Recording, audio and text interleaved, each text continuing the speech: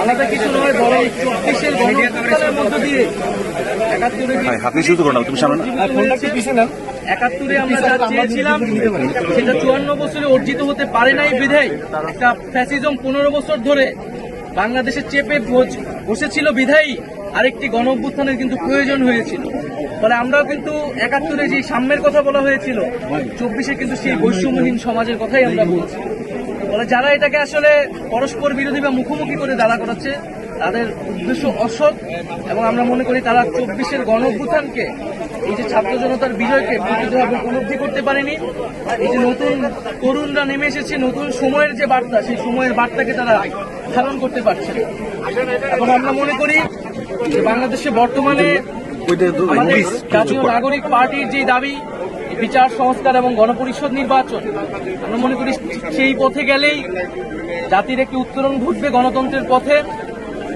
সংস্কার এবং বিচারবিহীন যদি নির্বাচন দেওয়া হয় এবং কেবল কোনো একটি দলকে ক্ষমতায় বসানোর জন্য যদি নির্বাচন চাপিয়ে দেওয়া হয় সংস্কার এবং বিচার ছাড়া, তাহলে তা অবশ্যই মেনে নেওয়া হবে না।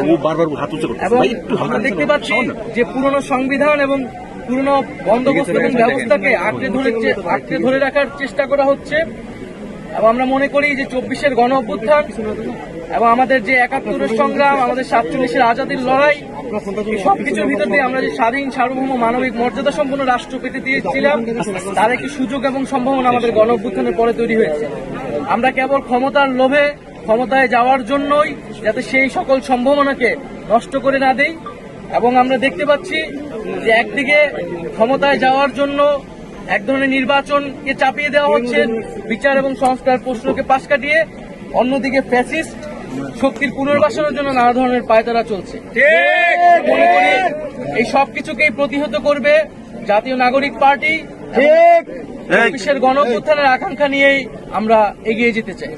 আমরা মনে করি যে জাতীয় ঐক্যের সুযোগ এবং যে পাটাতন তৈরি হয়েছিল, আমরা এখনো সেই পাটাতনই আছি।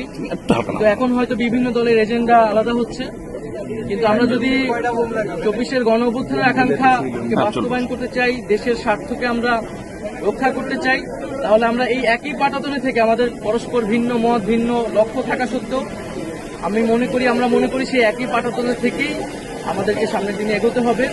আমরা মনে করি না যে জাতীয় ঐক্য বিনষ্ট হয়েছে বা বিনষ্ট হওয়ার মতো আমরাও চাই না। বাট কিন্তু আমরা যদি আমাদের গণঅভ্যুত্থানের আকাঙ্ক্ষা, আমাদের যেই জনগণের যে সংস্কার এবং পরিবর্তনের আকাঙ্ক্ষা, সেই আকাঙ্ক্ষা থেকে কেউ সরে যায়, তাহলে অবশ্যই তাদের সাথে আর ঐক্যের সুযোগ থাকবে।